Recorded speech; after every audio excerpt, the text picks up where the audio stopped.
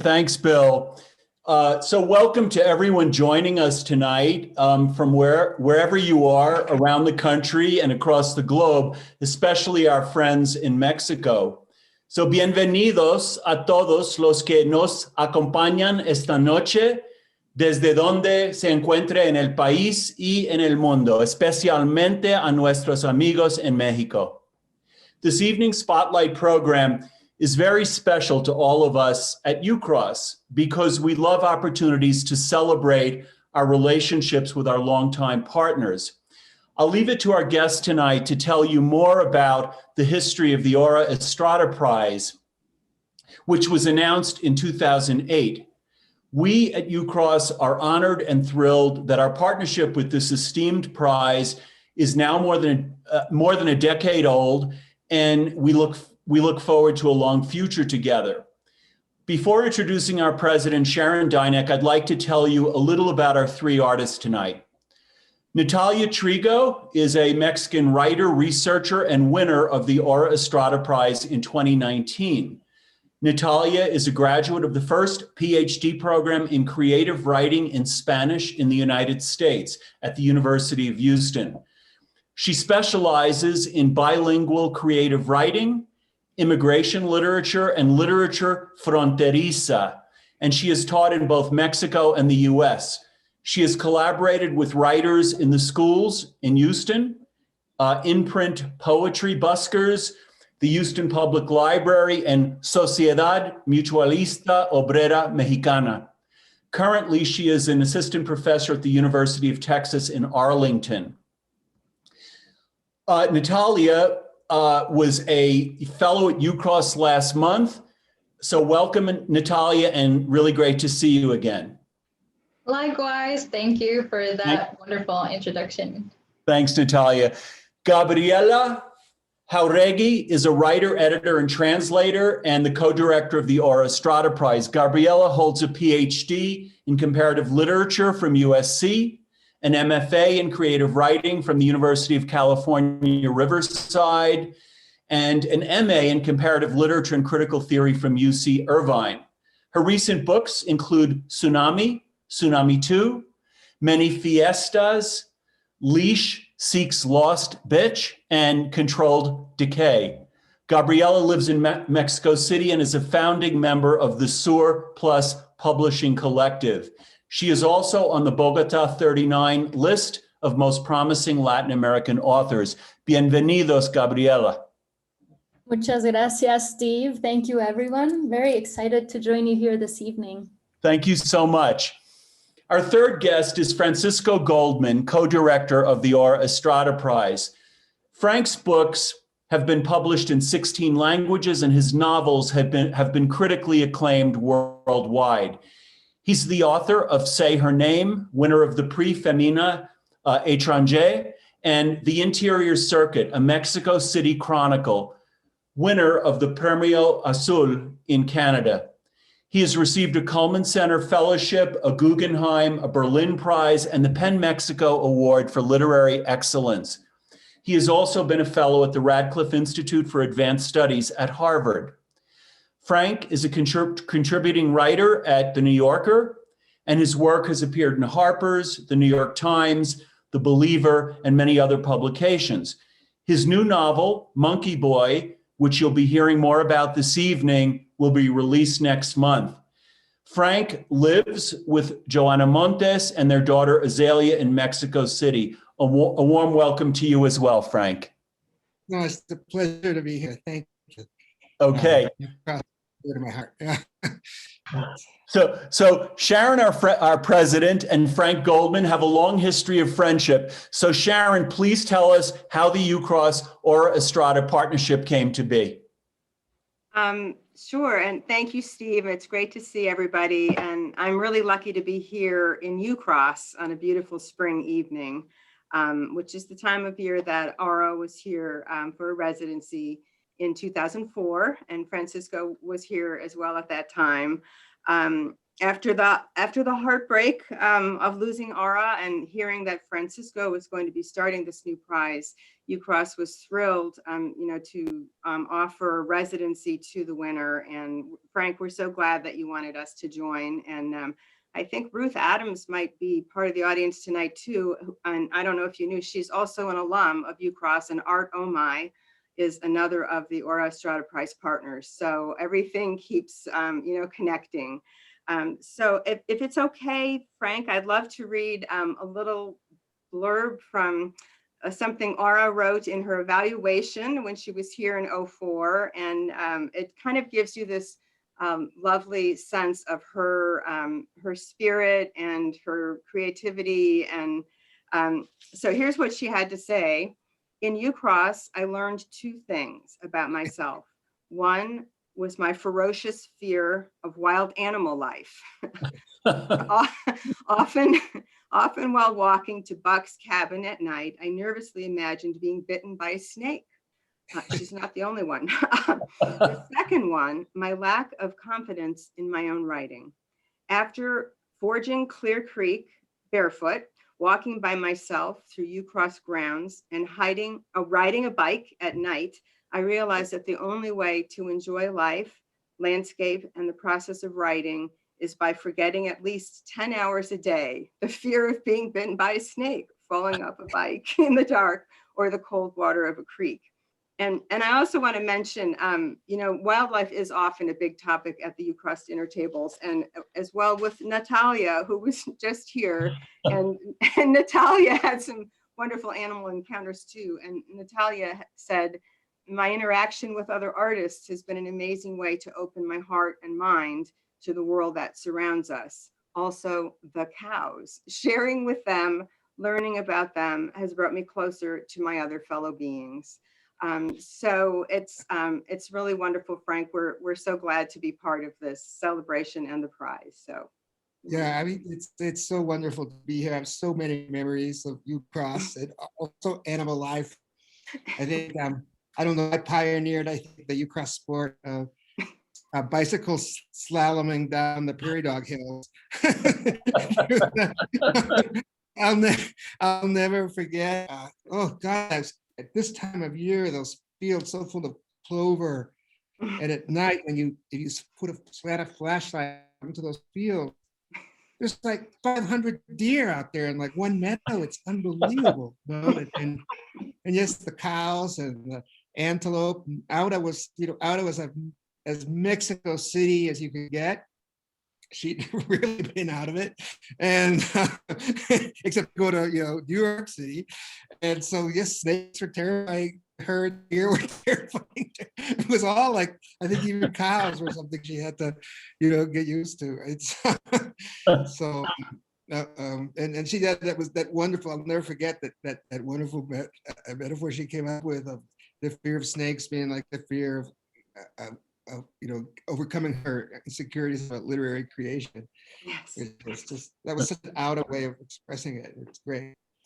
Yeah. So, Gabby, let's talk, about how this prize came together. I'll say first of all, right? I owe everything to Gabby and Monica de la Torre and Vanessa Manco, Aura's crew of girlfriends, because they really founded this prize to save me, I always think.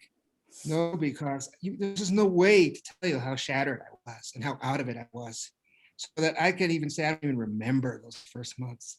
And I knew that maybe we were going to do a prize, and it seems like everybody always says when a writer dies, they're going to do a prize, right? It's a natural and perfectly, a wonderful thing to want to do, and how they so rarely come to fruition. And I am just so incredibly proud of what we've all been able to do together. And Gabby has been really the indispensable force through the whole thing, and we've just, quickly, Gabby, why don't you say, and then I'll talk about how our first big fundraising event was amazing. But why don't you? Yeah, it was you know, it was also, I think for all of us, the prize was a way to transform our grief into something else. And at the same time as to keep alive the memory of Aura and her legacy, because she was such a, you know, such a promising young writer. And so to have, in a way, her spirit and her words live on in the spirit and words of other young women writers. So that was the initial, you know, the initial sort of impetus behind that. It was, yeah, to save all our, you know, to save all of us and to save the memory of Aura in a long lasting, of course, her memory lives on anyway, but in a long lasting way with others, to share her memory and her presence and her being and her joy and her insecurities about writing, which, you know, inhabit all of us young women writers when, you know, when we're young, etc. So all of that, was really, I think, at the core of what the prize was about when it started. And you know, the things that we didn't expect, but that turned out to be so, was that it's the first and only prize, I think only, if I'm, you know, I hope someone will correct me. I hope I'm wrong, but I think I'm not wrong. The first and only prize of its kind in Latin America. There are, you know, grants and all kinds of support and prizes for well-known writers or for, you know, first novels or different things, but there is not one specific prize for young women writers at that point in their career where they precisely need the most support. And there is not one prize that on top of everything has wonderful, not just, you know, monetary support, which is most welcome, but the time and space allowed by residencies like Ucross. So that combination, I think, is a dream combination for any young writer who's trying to put out that first project and you know, with all the entailing lack of time and support and insecurities, and suddenly you're surrounded by wonderful writers and artists, and you have time and space, and you have a little money to go to boot. So yeah, I think that that's something which we didn't think of at that moment because we were so overcome with, you know, grief and other things, but which now looking back, we, you know, was a wonderful sort of magical thing that happened, is that there isn't really a prize like that in Latin America. And so, and it's also, you know, it doesn't matter. It's like, it crosses borders. I was going to say transfronterizo. It's a trans-border prize. And so, yeah, I think we didn't have that sort of political clarity at that moment. It was more a heart thing. But now looking back, I think that that was also a wonderful thing that the prize has that no other prize has that I know of. I also wanted to, things have changed and developed so quickly in the Latin American writing world since Aura died in 2007. It's so important to remember that back then, it was a hard, risky thing for a woman to try to be, a young woman to become a writer in Mexico and in Latin America. And I remember how she was, you know, with 3 different scholarships to get her PhD at Columbia. But you know, deep down, she did not want to be an academic. It was a terrible struggle for her. She wanted to be a writer. It was her dream to be a writer. She secretly putting all her scholarships at risk because if they found out, they would take them away. No, because you're there, you get those scholarships to be there full time. She secretly applied to the Hunter MFA program, which only takes 6 people a year. No, and they took her. It was just so extraordinary. And it just, I'll never forget, I almost feel like the moment this idea that, you know what, the impulse that blossomed into this prize that takes this dream of being a writer, this frustration in some ways with what was back then, certainly the overwhelming machismo of Latin American literary culture, and try to extend it, this dream to women everywhere. I remember in a way the day it was born in our apartment. I feel like we've extended this moment where, you know, she was, back then, there were these young, trying to sort of imitate the success of the boom, you know, the Garcia Marquez, Fuentes thing. There were these groups of boy writers. Remember Macondo, Crack, Mexico, And Aura used to sort of make fun of it a lot and stuff. But she was frustrated. She said, why can't we have a girls group? Why can't we have a girls group of writers? And that's how Taki Mechanographers was born, right? This collective of girl writers. I remember the day she came up with it. I remember the day she started phoning her friends, Gabi, Monica, and they produced, in fact, what I think is a classic book, right? Where they combined, and it was kind of half Oulipo, half, their own personalities. And it's just an extraordinary thing. And I think that this book exists, it's so precious. And in some ways, the prize is like an extension of that dream, of solidarity, and let's all dream together and fight together. And I just found out this week that a short story that Aura wrote very much in that spirit, Un Secreto Voces, an open secret, is going to be in this HarperCollins anthology of writers from Latin America, women writers from Latin America. So I'm so proud. Their editor just fell in love with it. So, I know that now that we see, at this moment, the superstars of Latin American writing are women, all women. There are some good male writers, but it's just a woman's moment. It's just extraordinary. And I just love to think that in some way, I really do believe, like Gabi is there, Aura would have been there. And I just feel like this prize we came up with is sort of a part of this moment too. And I'm just so proud of the ways in which we've been able to just keep Aura's dream and spirit, out there in the world in this incredible way, I think our winners have been extraordinary. Every one of them, a lot of them, they're all still very young, working on their first books, but some of the women who've gotten their books out, they've been published in English too, and all over the world. We'll talk a bit about that. This is a very important picture. This is the day that put the prize on the map. We announced the prize in 2008 at the Guadalajara Book Fair, and none other than Gabriel Garcia Marquez came with us to make the announcement. And he was late in his life, and he was very at that point he was fairly advanced with dementia. And I'm an old family friend of theirs. His son is one of my closest friends, and he was one of the best men at my wedding with Aura. And he turned to me as we were about to go on the stage. I hope this is. He turned to me and said, "Why are we here again?" And I said, "Gabo, for Aura, for the prize." He said, "Oh yeah." And he got up on stage though, and he just he was like, he was so used to receiving love and giving love back, Gabo, right? He fed on the adoration of the audience. And as soon as he got out there, he just became so lucid and so generous, and just made an incredible speech about why a prize for young women writers was so important. And he got us in every single newspaper in Mexico. And that's how the prize got its start. There's Gabi. I feel like he was the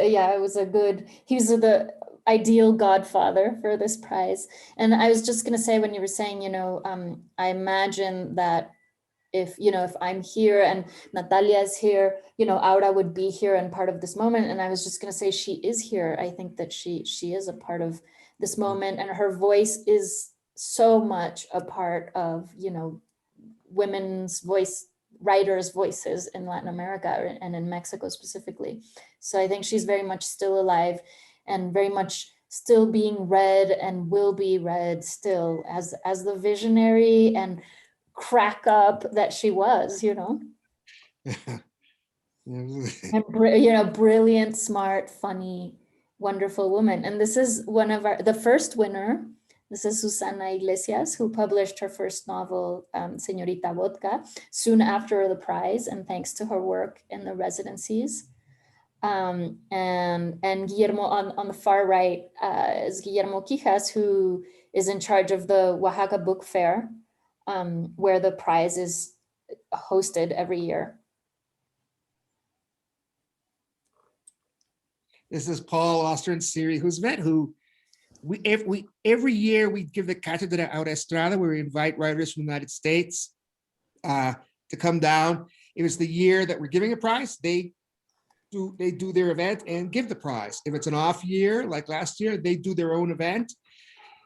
and it always had one of the headline events of the Oaxaca Book Fair, and it's called the Cátedra Aura Estrada, and that's also where we do the convocation. We open the prize for the next year, because the prize is given every 2 years. So Siri and Paul came down, and I think that they're just revered they're revered here in Mexico, as they are in many other parts of the world. Yeah, so.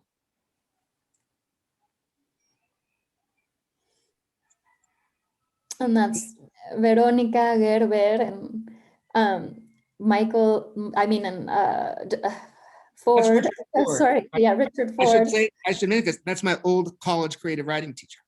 Oh, Richard Ford was your college writing teacher. Fantastic. Yeah. So I mean, the incredible thing is we get these major people to come down, and they do it for free. They do it out of generosity, and they do it out of generosity. And of course, though, the Oaxaca Book Fair pays for their trip and puts them in an extraordinary hotel, and drives them around Oaxaca. And they get to see Oaxaca, which is one of the most beautiful cities in the world. And it's usually around the time, and sometimes directly coincides with the festivities of the Day of the Dead, which are really special in Oaxaca. It's like, a book fair taking place in the middle of Coco. And that's Veronica Gerber, the second prize winner. Yeah. And then after that, we have, there we go, Veronica still there. And that's the year that Liliana Colanzi won the prize, and she's now been translated into English. And Michael Ondaatje gave the talk that year, the Aura Estrada talk.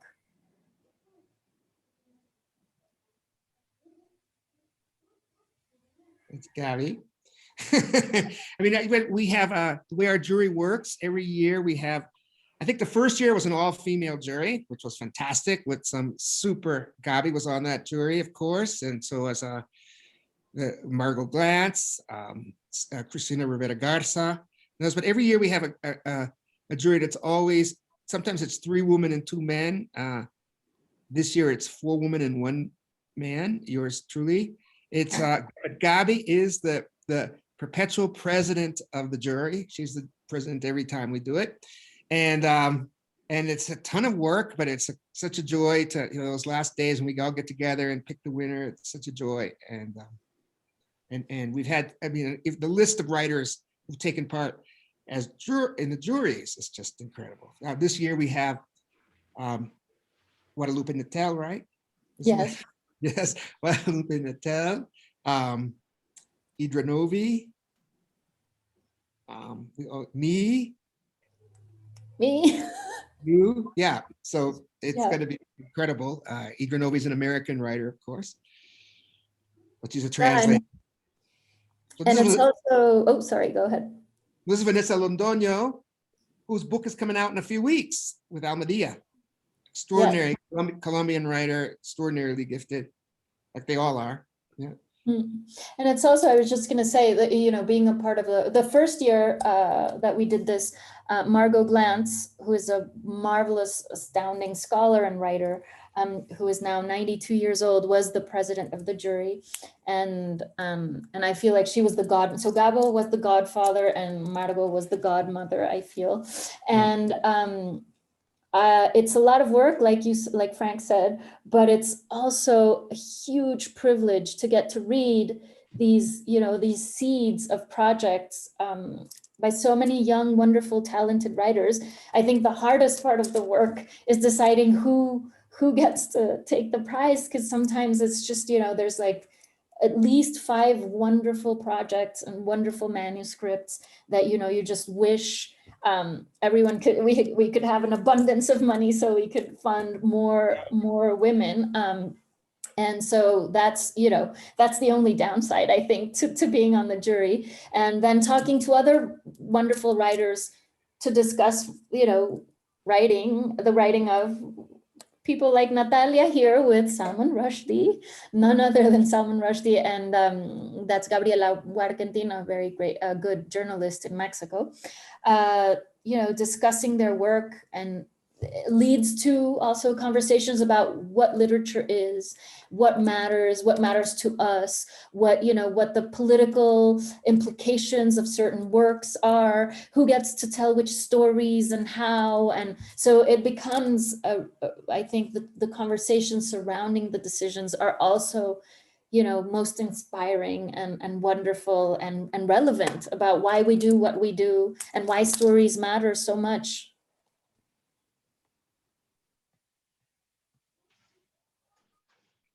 And I should say too, I'll never forget, I did want to mention the incredible fundraiser we had in New York City that we're still using the money we earned that night. It was in 2008. I'm told that this prize would not exist if it had gone a few weeks later, because it happened about 2 weeks before Bernie Madoff's scandal was revealed. And we collected money from a lot of people who had money, New Yorkers. We did this incredible gala with Mexican bands and Mexican food and people like Peter Carey, her ex-professor, reading, and Salman Red, and Colin McCann, who had also been her professor at Hunter Red. And we raised like so much money. And then I heard like 3 weeks later, a lot of those people who donated money that night lost a ton of money when the Bernie Madoff scandal was revealed. So we were really fortunate. And I mean, that's, so one of these days we're gonna be fundraising again in earnest, because we've had a decade off that, basically off that one extraordinary event. Yeah, so. And I should mention, because we forgot to mention that another thing that makes this prize, I think, completely unique in the world. It's not just the cash prize that's $10,000, which is a lot for to just be handed to you, and you get a publication in Spanish granta. But we came up with this idea because we had such good friendships with people who were involved in residencies, like Sharon here at Ucross. I've been to Ucross many times. Both of our dear friends, Beatrice at Von Risori at the Santa Maddalena residence in Tuscany, which is very famous. The wonderful D.W. Gibson at Art Omi. Some people down in Mexico who run Via Guadalupe. It's they all offered residences to our winners. So if a winner has the time and knows how to manage it, they can literally go from one residence to another for probably 6 months, not have to spend a penny other than their airfares, maybe, right? And just be able to write the whole time. So that's yet another element that makes this prize really unique.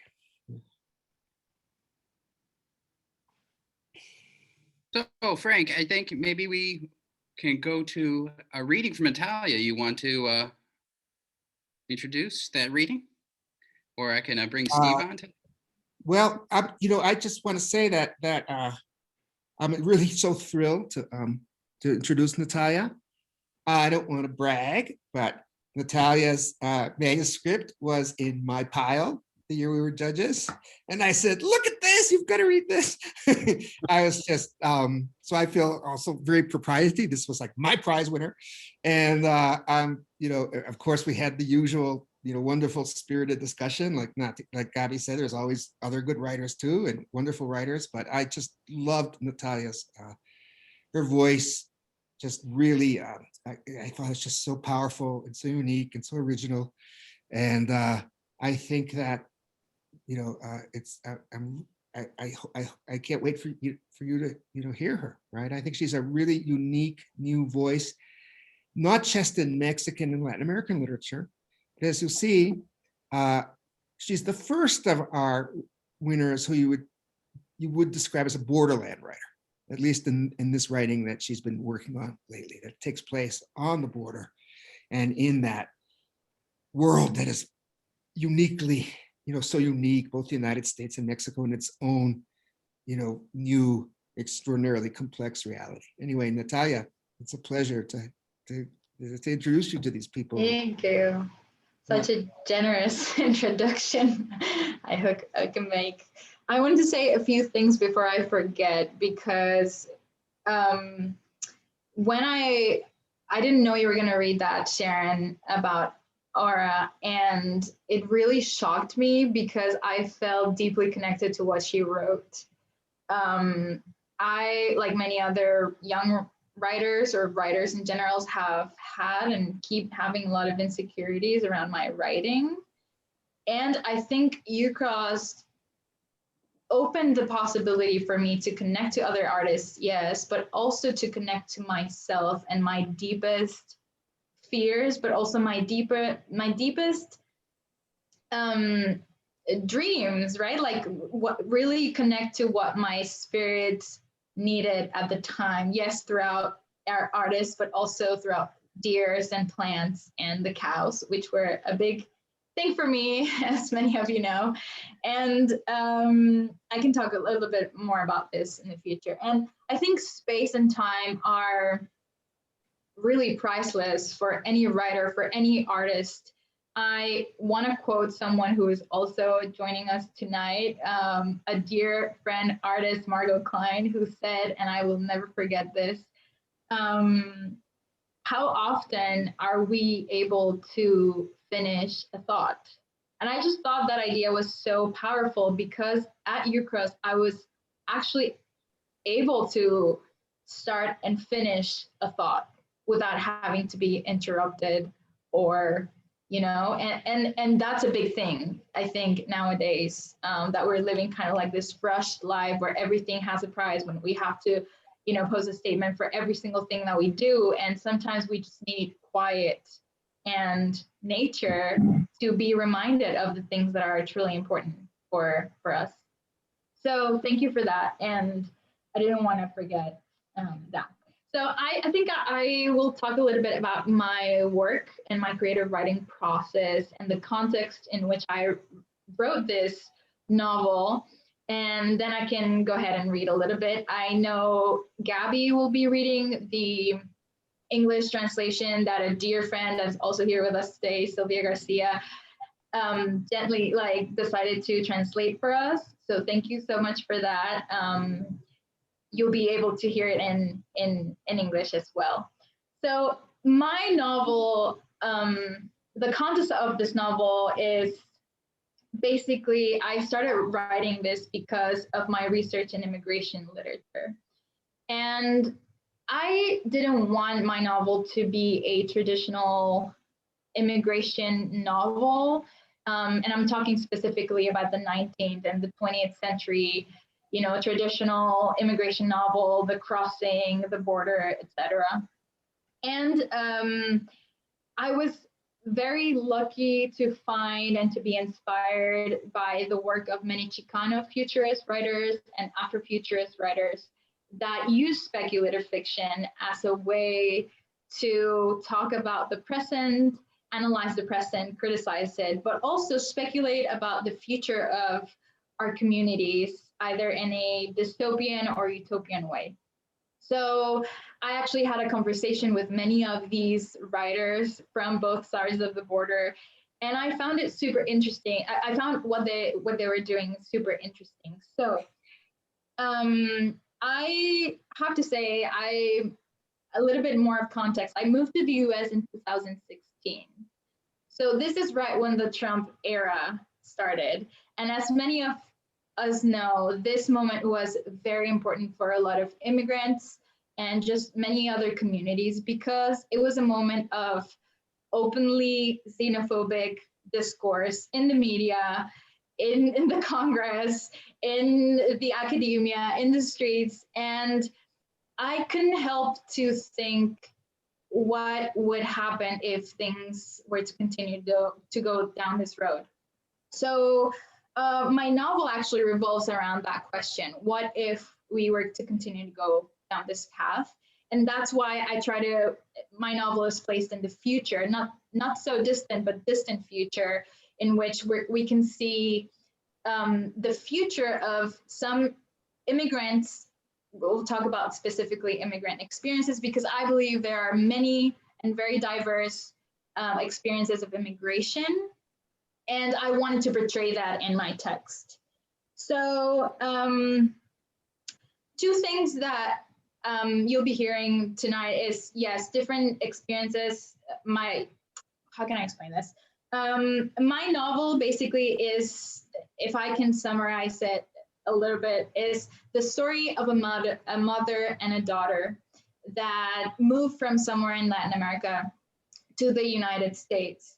And different to the most traditional immigration novels that we read. And I also have to say, this might not be an immigration novel. It might be just a novel about immigration, because a lot of immigration novels are actually written by immigrants who are in a different position that I am. And I think that's something that we need to acknowledge as well. So, well, this mother and daughter travel. We don't see the travel, so that's a difference that we might be able to perceive from like most traditional literary immigration novels. We see them when they're already in the United States. And something that's important, or was important for me, was these two characters have different phenotypes, so they look very different from one another, so they're perceived differently in the society that they're in. And this kind of, throughout the novel, we see their relationship kind of develop as they grow, and we see the context of economical crisis and political crisis that the US is facing at the time. I have to say, and I say this sometimes kind of jokingly, that I was writing a fiction novel throughout all this time, but throughout the years and the time went by, I felt more like I was writing a chronicle than an actual fictional novel, just because of the events that we all kind of have to live through, and the social unrest that we were kind of facing in this territory. So I think that social unrest also informed my writing a lot. And my characters first are documented immigrants, so they have papers, they're legally in the country, but as things kind of develop, they actually lose all their privileges and they become undocumented immigrants, which is the case of many other immigrants in this country. So the part that I'll be reading today is the first part of three. The first part is the story told by the daughter, the girl. She's 7 years old, and they're traveling from Texas to New Mexico to visit her grandpa. So they're stopped by a policeman, and this is a very important moment for Lara, the girl, because this is the first moment where she realizes that her authority figure, her mother, has a different hierarchy in society in regards to everyone else. So I think this is and in her mind, she tries to make sense of this, and you'll be able to see it. So the other two parts are told. The second part is told by from the perspective of the mother, and the third part is again told from the perspective of the girl when she's 19 years old, and she's already part of the resistance. And that's the part I got to write while I was in Ucross, and that was deeply informed by my relationship with the cows and the animals, and the way that we violently relate to the things that surround us. So I'm just going to go ahead and read. I'll read half of the text, and then Gabby's going to read that half translated for everyone, so we're on the same page. And then I'll read the second half, and so on. You get the picture.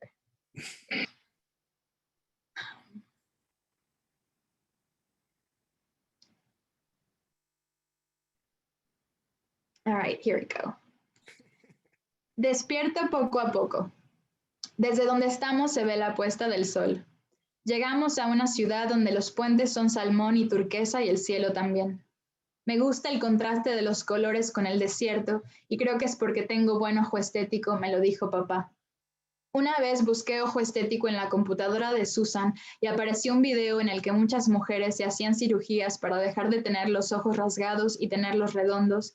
Y le pregunté a Mark si él creía que yo tenía los ojos rasgados y me respondió que no, pero que su amigo Lee sí los tiene. Aquí las placas de los coches son rojas y amarillas y no me gusta el contraste del amarillo y el rojo con el salmón y el turquesa. Y le pregunto a mamá por qué la discrepancia. Le digo así, ¿por qué la discrepancia? Y mamá se sorprende y me pregunta de dónde saqué esa expresión y le digo que papá me la enseñó. Mamá ríe con su risa mala y me dice que es verdad que en la vida de mi padre hay muchas discrepancias y yo siento un ardor en el pecho y me dan ganas de llorar. Pateo el asiento de enfrente y me cruzo de brazos y miro hacia afuera de la ventana. Me digo, no hablamos más con mamá. Me propongo quedarme en silencio 10 minutos, 20 minutos. Le pregunto, what time is it? Y ella responde, son las 7:23. Le pregunto, ¿qué horas serán en 20 minutos? Y ella responde, ¿qué piensas tú? Y yo pienso que no tengo tiempo para una lección de matemáticas, que necesito saber hasta cuándo podemos volver a hablar, así que respondo, no sé. Y me dice, piensa, 20 más 20, y yo me pregunto si papá esconde las discrepancias en la guantera del auto junto con sus cigarros y me vuelve otra vez el ardor. Miro el cielo, las nubes parecen embarradas con los dedos como si fueran chantilly y pensándolo bien, las placas rojas con amarillo no están tan mal y la tarde es demasiado bonita como para hacerle la ley del hielo a mamá, así que la perdono, quedito, sin que me escuche y recargo la cabeza sobre la ventana. De repente unas luces azules y rojas iluminan el interior del coche y mamá dice fuck y yo repito fuck y mamá dice que no debo decir groserías. Volteo y miro una patrulla detrás de nosotras y me pregunto si rompimos alguna regla. Suena una sirena y le pregunto a mamá, ¿qué regla rompimos? Y mamá contesta que ninguna, pero la sirena sigue y ella empieza a rezar. Mamá solo reza cuando se pone nerviosa y dice cosas como Dios mío, protégeme o por favor que no sea uno de esos malditos. Yo también rezo a veces cuando están armando los equipos de dodgeball en el receso para que no me escojan última. Nos orillamos. Mamá enciende las intermitentes y yo siento que me rugen las tripas, así que le pregunto dónde están los snacks. Ella abre la guantera y saca su licencia de conducir y yo encuentro las gomitas en la bolsa del costado y me como las azules, pero nunca las amarillas, porque esas saben a plátano y el plátano no me gusta. El policía baja de su patrulla. Lo veo caminar hasta nuestro coche y decir algo por el radio. Siento que estamos en una película de acción y esta vez nos tocó ser las malas y a ellos los buenos y ni modo, no se puede ser los buenos siempre. Ni modo, le digo a mamá. El policía toca la ventana con los nudillos y mamá salta y gira rápido la manija y luego pone ambas manos sobre el volante. El policía pide license and registration, ve a mamá por encima de sus lentes y ella le entrega los documentos y devuelve las manos al volante. Él revisa las tarjetas y luego mira hacia adentro del auto. Me observa y luego mira otra vez a mamá. Meto la mano a la bolsa y me doy cuenta de que se acabaron las gomitas azules, solo quedan amarillas y verdes.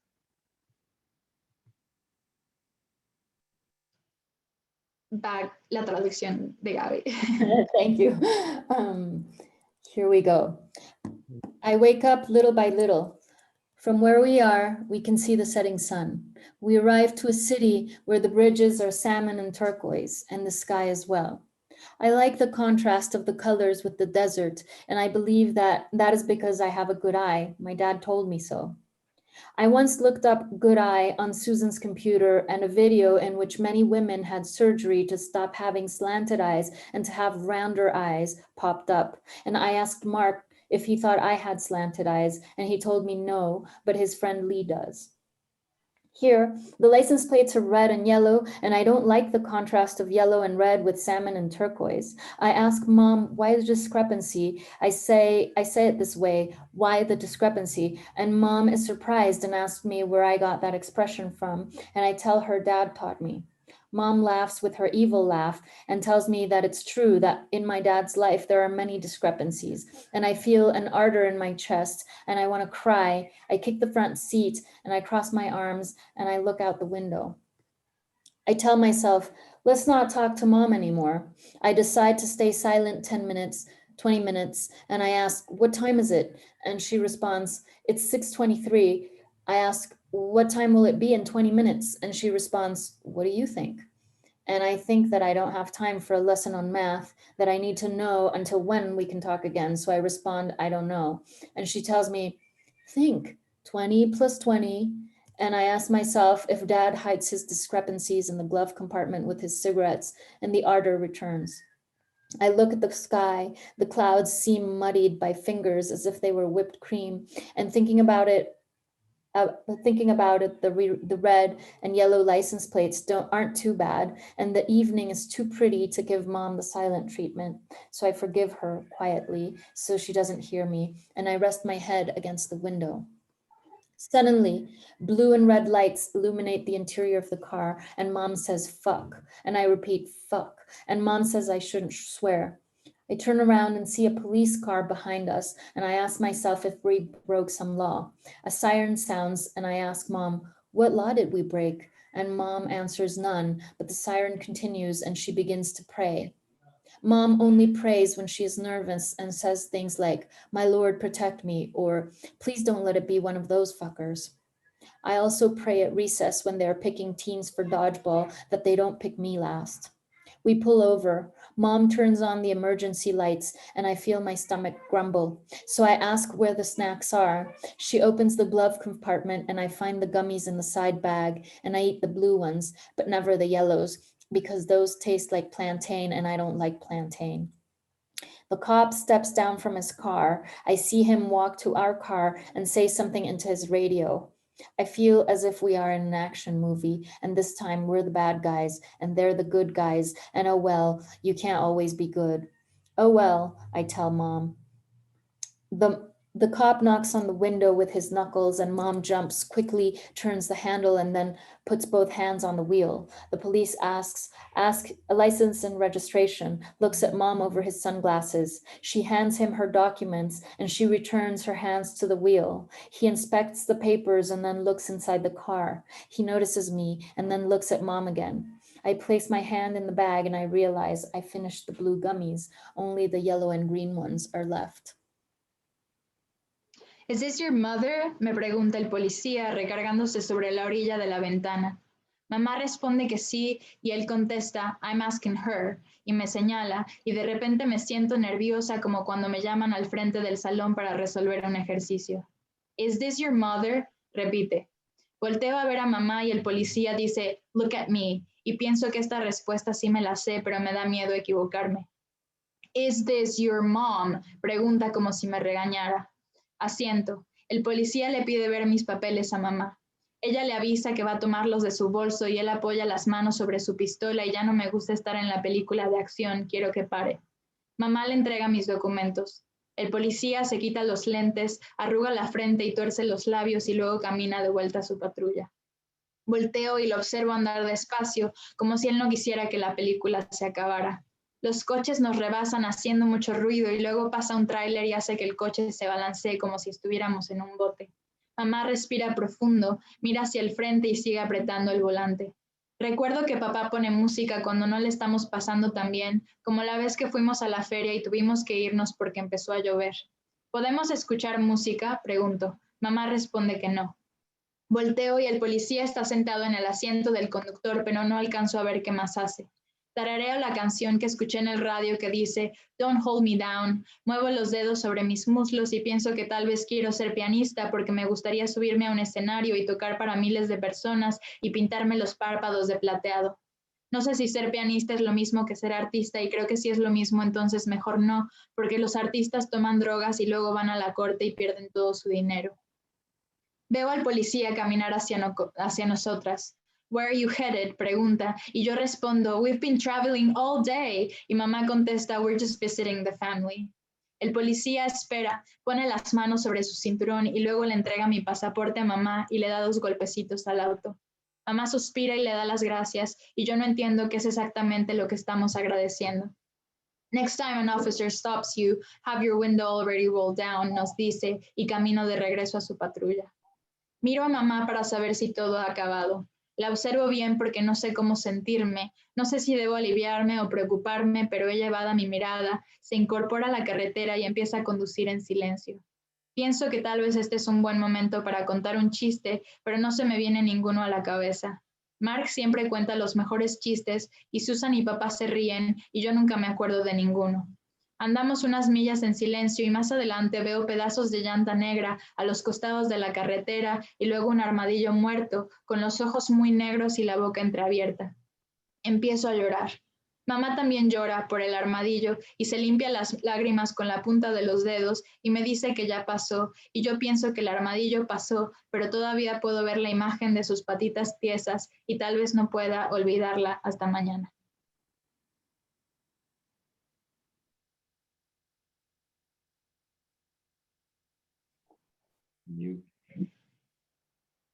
Thank you. I'm not allowed to unmute myself. Thank you. There we go.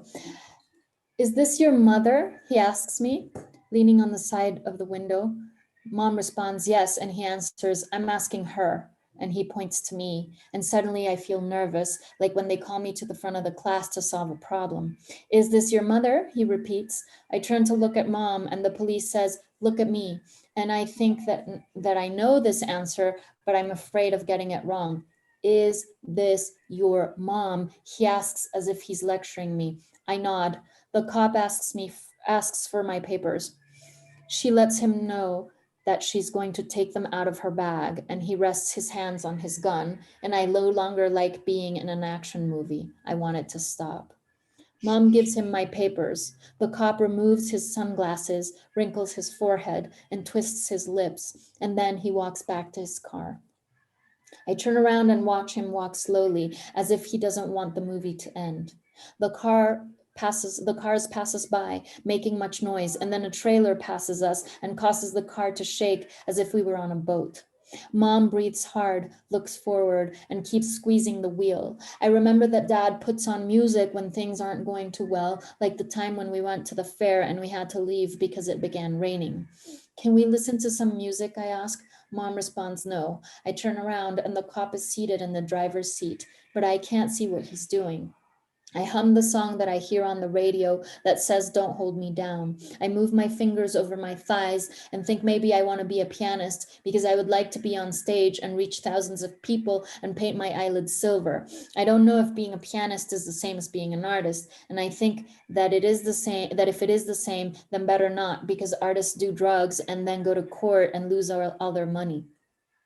I see the cop walk toward us. Where are you headed? He asks, and I respond, we've been traveling all day. And Mom answers, we're just visiting the family. The cop waits, puts his hands on his belt, and then returns my passport to Mom and thumps the card twice.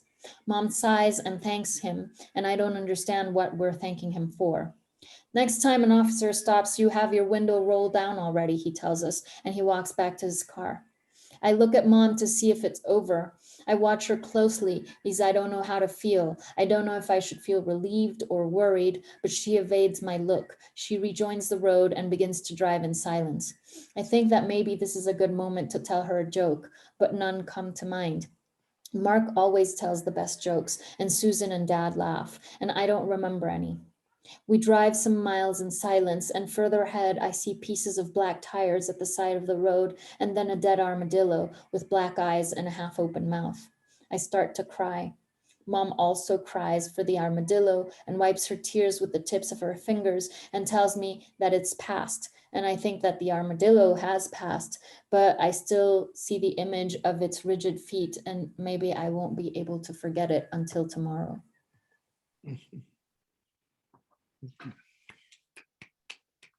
Thank you for sharing with me. And thank you for reading and the translation as well.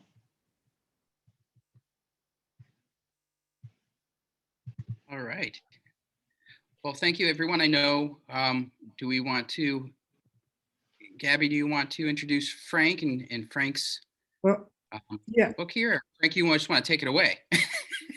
No, I mean, I don't, why don't we talk, because it's, I don't want to run over too much in time, and I'd rather talk about Natalia and Ucross, and right, because isn't this supposed to be an hour long, the event? Yeah. Go for it. Let's talk about Ucross. I mean, and Natalia. I mean, first, and that was, I just want to say that was a stunning reading. That was so beautiful in Spanish.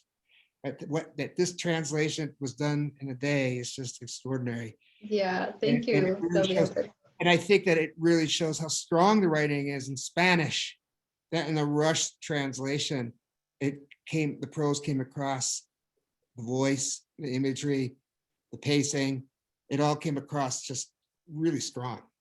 They're really wonderful. Yeah, thank you. Thanks, Sylvia. I know she was here. I don't know if she's still here, but thank you for that translation. And are you done with the novel now? I am almost done with the novel. I actually started writing the last part of the novel at Ucross, and I can share a little bit about my experience with the cows, I guess that might be interesting for some, and how they managed to get into my text. And so the cows were actually my neighbors at Ucross. I had them write, I was staying at Coker for anyone who's been at Ucross. So they were like right behind it. They're in my backyard basically. So I would wake up and see them and eat lunch and see them and go outside and see them. And they would see me as well through the window, or so I choose to believe. And I believe, well, I have to say, and I think that's why Aura's, what you shared about Aura, Sharon, touched me so much. When I was in Ucross, I had a set idea of what I was there to do. I wanted to go there and I needed to write the last part of the book. And I started, at 6 a.m. and I would go to bed at 10 p.m. and wake up again and then have a conversation with the writers. And I had all this like expectations of what the residents had to be. And somewhere along maybe like the 10th day, I kind of collapsed. And it was until that day that I was able to let Ucross and the beauty of Ucross and the experience of the place and the conversations that I had with other artists kind of really get inside my space and my writing. So the 30 pages that I kind of rushed myself to write in those 10, 15 days actually went straight to the trash. And I had to accept that it was not what I wanted to write. So I was kind of like, I avoided seeing all the things that were touching me, right? Like all these experiences that I was having, I was like, oh no, it's a separate thing. This is my writing and this is my life, right? And then I realized, of course not. And I think sometimes we tend to do that. And these beings, I will always be grateful to them for, not for the writing, but just in general, because they allowed me to connect to beings that we're not so aware of looking at in our daily life. And I think this sensibility, this sensitivity that the character has when she's a child, she also has it when she's 19 years old. And she connects to animals in a deep way. I think animals were in my work throughout the 3 parts of the book, as we can see the armadillo, and then they live in the forest, so they're actually very enmeshed with nature, in nature with animals. And then this 3rd part, Lara actually has to take care of some cows as part of her job in the resistance. So she's taking care of the cows. She's not very good with computers. She's not very good doing other things. So they send her to take care of the animals that they actually traffic in order to sustain and support the resistance. So she has a conflict, and I realized this because I was having a conflict too when I actually spoke to the rancher. And yes, in this way, it might be a little bit autobiographical, not in other ways, but this one might be. When I spoke to the rancher, it touched me so deeply. I was not able to sleep for 2 or 3 days, knowing that, I mean, they treat the cows wonderfully. That's not, I don't want to say like, oh my God, at Ucross, not at all. But I just felt like they were very sensitive and curious beings. And I think this connection I was able to portray in the text, and you'll be able to read a little bit more when you read the whole text. But my experience at Ucross was really wonderful for many reasons. And I think this was one of them, just realizing what I want to portray in my writing. Sometimes we have a set expectation of what writing should be, or like what my project had to be, right? I'm writing about immigration, so this has to be specifically about this, and I'm writing in a futurist manner, so like it should be this. But sometimes we need to allow, sometimes all the time I would expect, right? We need to allow life to touch us, and so that we can portray that into our writing, so that we can portray what is really important in our writing. And I hope I'm still working on it, but yeah. So to answer to your question, it's not done. I'm still working on it, but I did a big chunk while I was in Ucross, and I think just my experience there really shaped this last chapter. Yeah. Natalia, I've just loved your reading, and also just loved the way you've taken us into your process of what influences you and kind of what inspires you. And if everyone is willing to let us just go a few minutes over, just Frank, I wanted to come back to you because you've been to Ucross several times, and I think we've given such an amazing history of the prize. I would love it if everyone is willing, if you would just talk a little bit about what a place like Ucross can mean for you in terms of inspiration, as a little bit of a parallel to Natalia. And if you're willing to do that 5-minute reading, I think we'd all still love to hear it. Oh, really? I mean, because Yes. My history with Ucross goes so back. I almost don't even remember how it started. It started with Annie Prue, who became my dear friend when we were both nominated for a prize that she won. I'll never forget. My parents were there the weekend, and my father just, it was my first novel, and my father was very adamant that she deserved to win.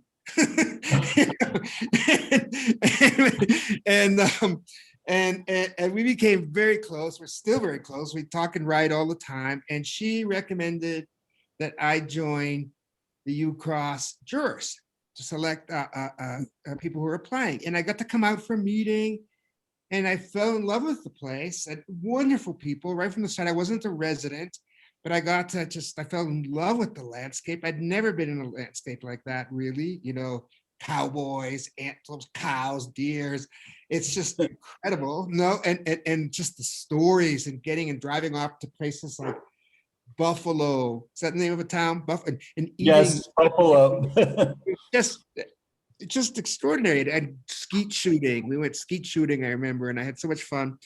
And then I got to go a number of times, and Sharon was always just so extraordinary to me. Some crisis would come up in my life, and I remember once Sharon invited me there in the middle of winter. Ucross wasn't even working, and they gave me a little house down on the river, and I remember I had a bottle of whiskey, which was important. I rode my bike on the ice. I remember. Mountain biking has always been a thing. I remember one night Sharon and I drove somewhere, and we saw the first Lord of the Rings movie. Remember? It was just extraordinary. And and I wrote. I don't remember. I mean, the big. I know I've been productive, but I always believe that it does not matter if I agree. I've had the same experience as Natalia. I'll go to residency, and I think I'm working hard, and I'm not using a single page that I wrote when I was there. But of course, you're writing the whole time, right? It's constantly, your unconscious is actually doing the actual writing and getting ready for what's going to come next. And writers are all different ways. I'm so bored by the sort of traditional conservative structure of a novel, the way they're supposed to be, that it's almost pointless for me to make outlines so people, but I'll do it anyway. I'll never go forward until something comes out that I completely was not expecting. And that thing that comes out that I was not expecting has to obviously still be in communication in a very deep way with whatever came before it, right? And And I had that experience, and the most profound experience I had at Ucross was definitely when Sharon invited me there after Aura died. I think it was the summer of '28. I was there with Jessica Anthony, a wonderful young writer. We had such good times in the barn late at night watching the Celtics win the world championship. But I remember, I was still just so ripped apart. I remember being on my bike. So many of my stories about my bike and riding down the highway. There was nobody around, so I could scream out his name at the top of my lungs, which I had not been able to do anywhere. And I was just going, just screaming, and it was one of the places where I took my first steps into say her name. I think I was already writing it by then. I honestly don't remember. 208, I probably was just getting going. And so it was a very, big deal to me, and I think that before Aura's death, my writing, I was the kind of writer who, all writing in some way is, your own effort to make meaning for yourself. Before, I think I was always a writer who looked outward, and in his writing found my meaning, as private and personal as it might be, from looking outward. The war in Central America, for most obviously, and things like that. Obviously, after that experience, I was very much driven inward. So I've really had the experience of being two different writers in my life. And I think and say her name, Monkey Boy is maybe my last of the inward books, and one it feels very special to me, and a transition to going outward again. And it's a very simple book. Took 7 years to write. Took 7 years for me to write about a 5-day trip home. And there's it's a lot. It would take me a long time to explain what I was doing, and therefore I decided, that I wanted the book to be about things I don't ordinarily write about. So we all have our own personal hierarchies. In my case, for instance, the fact that those years I spent as a very young person in Central America during the wars, I always say that's the thing I most, owe my sense of self to, my sense of meaning to, my sense of politics to. I always have to write about that. And I said, well, how can I upset that apple cart? Like, how can there's so much else in my life I never write about, I never look at. That's so important to me, right? I said, well, if I go on a 5-day trip home to Boston to see my mother, and that's what I'm going to write about. Well, whatever happened in Central America in the 80s, it's still part of that person, and it's not going to be what he's primarily thinking about. He's going to be primarily thinking about his mother. He's going to be primarily thinking about high school, going home, and things like that. Like all these parts of life that usually, I felt like I kind of had neglected to pay attention to. So that's, for me, was kind of one of the joys of this book, was digging into that. So really quickly, it's 5 minutes, but we'd love to hear a bit of it. Please, Frank. It's just a little story about my mother, about a story about Guatemalan immigrant in a Massachusetts working class town, Catholic, obviously, Jewish husband. Father Doyle, during his sermon, said that no Jews can go to heaven because from birth to death, they are outside of the church. Jews are born in sin and they die in sin. That's why it's 1,000 times better, 1,000,000 times better, infinitely better, Father Doyle, according to my mother, told his congregation, to be a bad Catholic than to be any Jew on earth, even the best Jew. That offended my mother.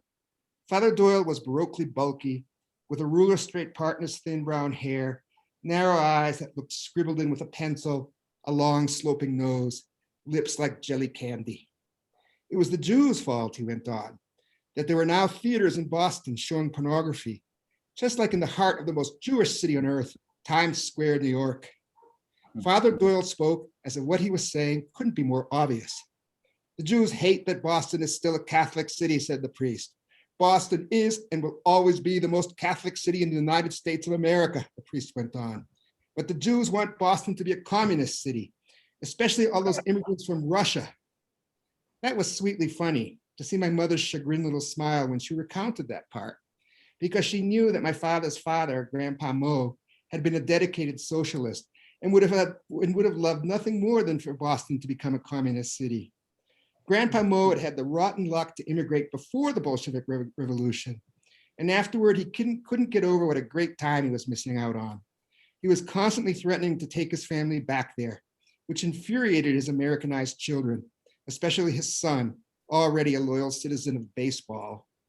Instead of going back to Russia to help build communism, Grandpa Mo became founding head and president of the Boston Jewish Socialist Bakers and Pickle Makers Union, which at its height had a membership of about 5 red bakers and pickle makers. When Mass was finally over, Father Doyle and his altar boys proceeded into the vestry. My mother went to the deacon and told him that she urgently needed to speak with the priest. That scalding stare Mamita gets when she's angry or frightened her both. Her witchy beauty exacerbated by the black lace mantilla she wore over her head. Her chin and spine lifted to help her draw strength from pride. Both of her delicate hands clutching her purse in front of her waist. That's how I see my mother waiting in the post-masked silence and shadows, rehearsing to herself what she was going to say. The anti-Semitic priest reappeared, still in his long white vestments. My mother knew she had a chirpy, accented voice that made some people not take her seriously, but her English was nearly flawless. She launched right in and said, "Father Doyle, I come every Sunday to Mass in this church. Sometimes I bring my children, but I am glad that today I didn't.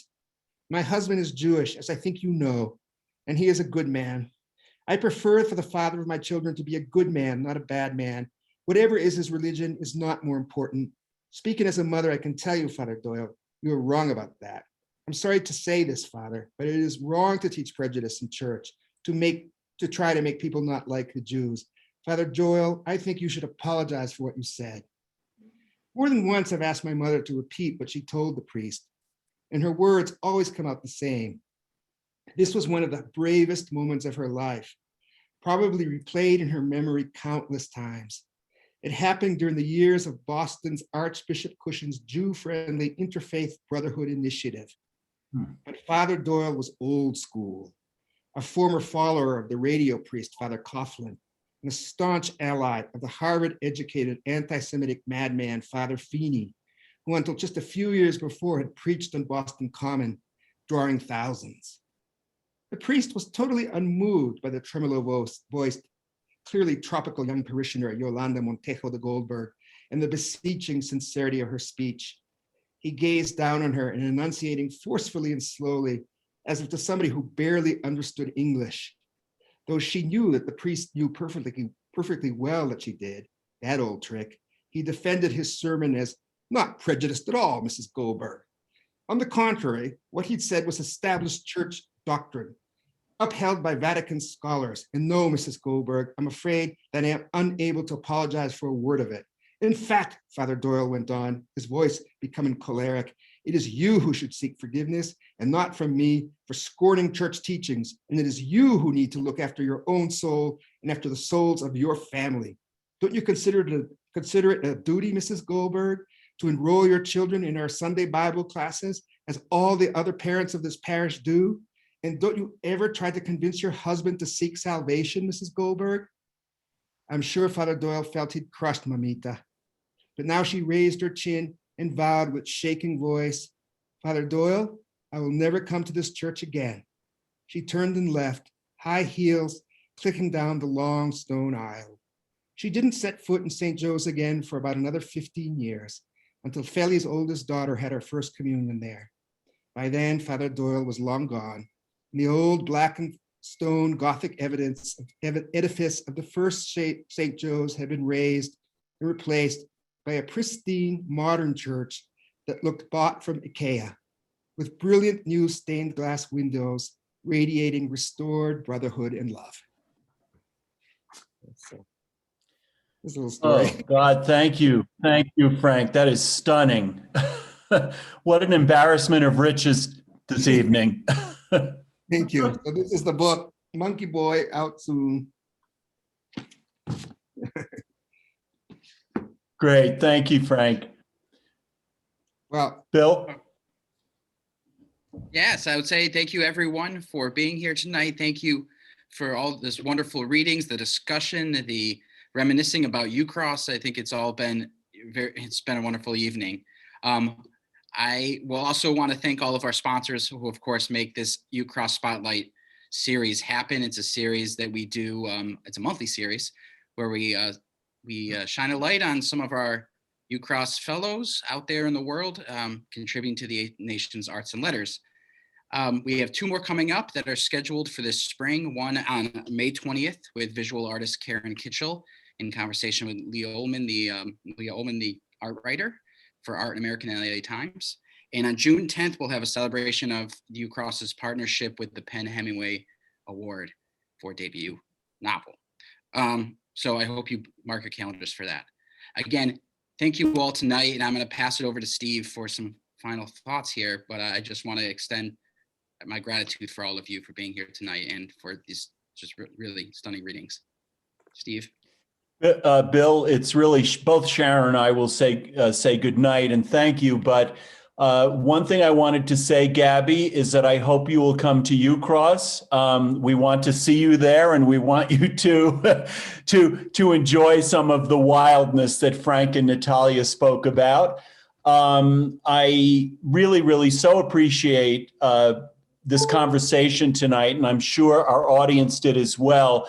I apologize for calling Aura. I think all of us at Ucross have mistakenly been calling her Aura Estrada, but we will now say Aura. And Natalia, thank you so much for just a beautiful reading. And please stay in touch with us and let us know what you're doing, and we'll come and see you in Texas. But thank you again to all of you for just a really lovely evening. Sharon, please have some final words. Well, I would just say too that, we were supposed to see Natalia at Ucross last year.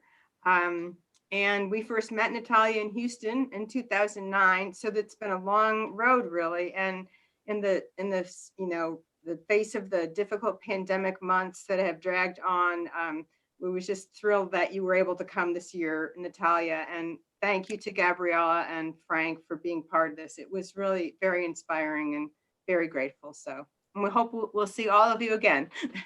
Let us know. Also, let us know about Oaxaca when there's going to be another ceremony, because we're coming. Yeah.